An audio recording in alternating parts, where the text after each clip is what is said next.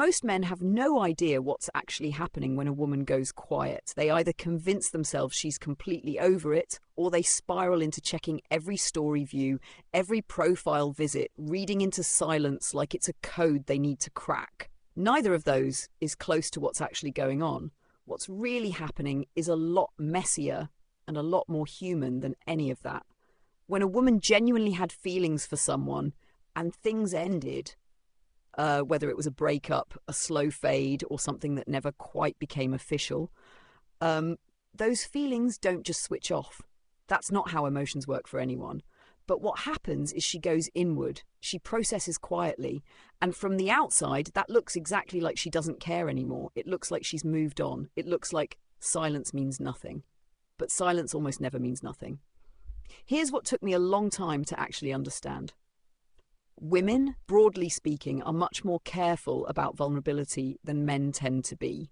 Not because they're playing games, though sometimes they are, but because the cost of being vulnerable at the wrong moment with the wrong person in the wrong way is something they've usually experienced firsthand. So before she opens up again, before she reaches out, before she lets herself feel anything toward you openly, she's looking for signals. Is it safe? Will he receive this, or will he make me regret it? Is he actually in a place where this makes sense? And most men are completely unaware that she's even looking. They're either waiting passively and hoping she'll just show up, or they're trying to force a reaction, posting things, going quiet dramatically, doing the whole "I'll make her notice me" routine. And neither of those answers the question she's actually asking herself. Neither of those tells her what she needs to know before she's willing to be the one who steps forward first. Now, I want to be honest about something before I go further, because a lot of content about this topic skips over it entirely. Sometimes the silence is actually final. Not every woman who goes quiet is secretly waiting. Not every connection has enough left in it to rebuild. Some people genuinely move on, genuinely feel nothing anymore, and the quiet is just the quiet. Accepting that is important, because if you spend months trying to win back someone who is genuinely done, you're not just wasting time, you're also building your entire emotional state around someone who isn't thinking about you the way you're thinking about them. That's a painful place to live. So the first real question is, was what you had actually substantial? Not, did it feel intense? Intensity and depth are not the same thing. Not, did things end badly? Conflict doesn't equal connection. But was there something genuinely real there? Did she actually know you, and did you actually know her?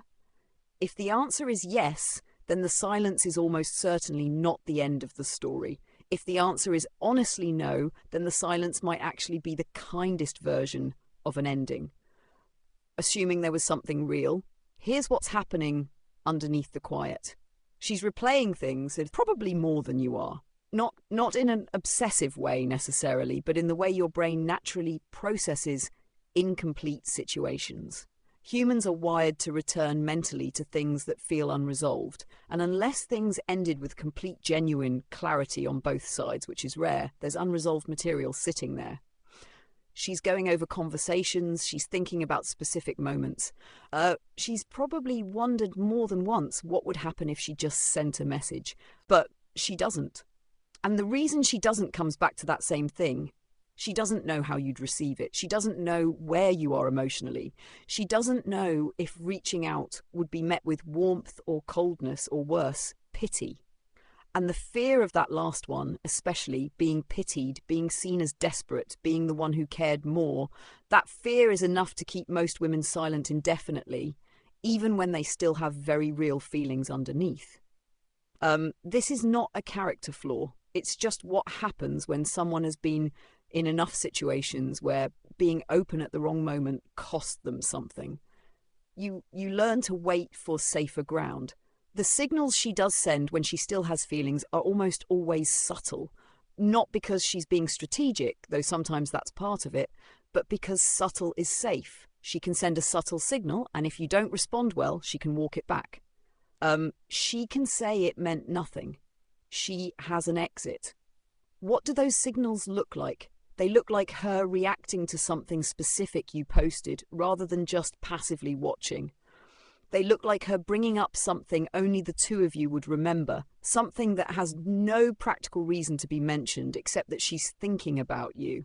They look like her asking a question she could have easily found the answer to elsewhere. None of these are declarations. All of them are doors left slightly open to see if you'll walk through or not. Most men either don't notice or they overcorrect. They either miss it entirely or they respond with so much sudden enthusiasm that it feels overwhelming and she closes back up. The middle ground, being warm, being present, being genuinely interested without making her feel like one small signal just unleashed a flood, that's actually the right response. But it requires you to be in a reasonably grounded place yourself, which brings me to the part most people skip. Your own state matters more than any move you make. When you're in a place of genuine scarcity, where you're checking if she watched your story, where your mood is tied to whether she responded, where everything you do has some layer of will she notice this attached to it, that energy is felt. Not always consciously, not always immediately, but people can sense when someone's operating from a place of anxiety versus a place of actual stability. And anxiety is not attractive. It's not a judgment. It's just true. When you're actually living your life, when you have things that genuinely interest you, people you genuinely enjoy spending time with, goals that are actually yours and not just placeholders while you wait for something to happen with her, you carry yourself differently. You communicate differently. Even the way you write a message is different. And that difference is what actually moves things, not the silence games, not the waiting, not the manufactured mystery. She can feel the difference between someone who's genuinely okay and someone who's pretending to be okay. Women are generally quite good at this. So if you're performing indifference while internally checking her profile 3 times a day, she's not getting the signal you think you're sending.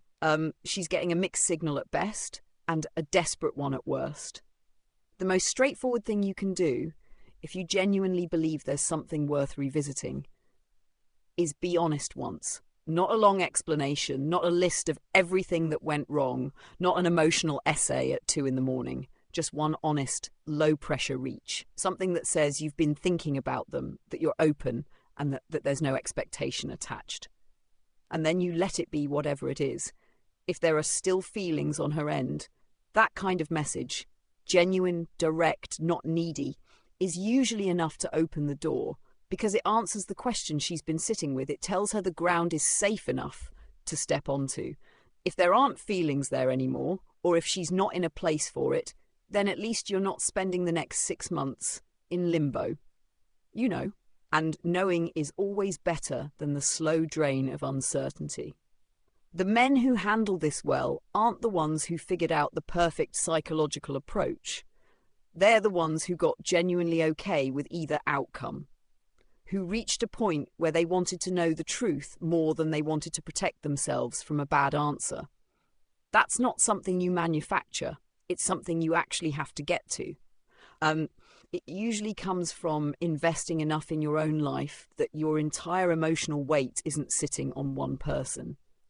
When you're there, everything changes. Not because you've figured out how to make someone feel something, you can't do that, but because you're no longer operating from a place where you need them to. And that's when real things happen. Real conversations, real reconnections, or real closure that actually lets you move forward. Either way, you're not stuck anymore, and that's the actual goal.